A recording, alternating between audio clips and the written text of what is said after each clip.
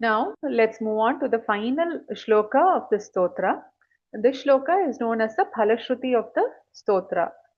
Mahaganesha Pancharatna Madarena Yonvaham Prajalpati Prabhatake Hridi Smaran Ganeshwaram Arogatam Adoshatam Susahitim Suputratam Samahitayurashtabhutim Abhyupaiti Sochirat.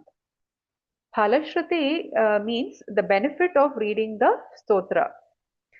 This stotra is referred to as Mahaganesha Pancharatnam. So Yaha is he who reads the stotra with utmost devotion. With utmost devotion is Adarena. Anvaham is every day. The early period of dawn is Prabhatake. Prajalpati is with attention. Smaran is thinking.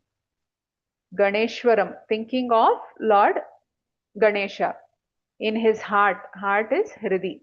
So the import of the first two lines is the devotee who reads the stotra with utmost respect and veneration every day, specifically or especially at dawn, while thinking of Lord Ganesha in his heart.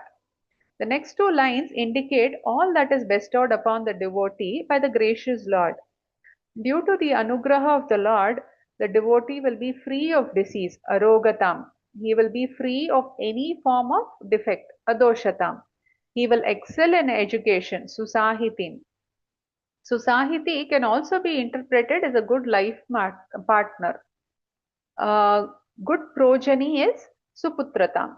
He will also have a very well established samahita and a long life, ayuhu.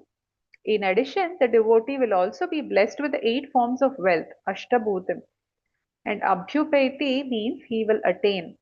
And when will he attain all the above mentioned blessings of the Lord?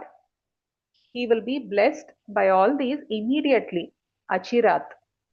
Hence, this wonderful stotra shows the compassion and the power of the Lord all at once. Bowing down to this gracious Lord, let us once again chant the Phalashruti of this wonderful stotra. Mahaganesha Pancharatnam Adarena Yonvaham Prajalpati Prabhatake Hridi Smaran Ganeshwaram Arogatam Adoshatam Susahitim Suputratam Samahitayurashtabhutim Abhyupaiti Sochirat.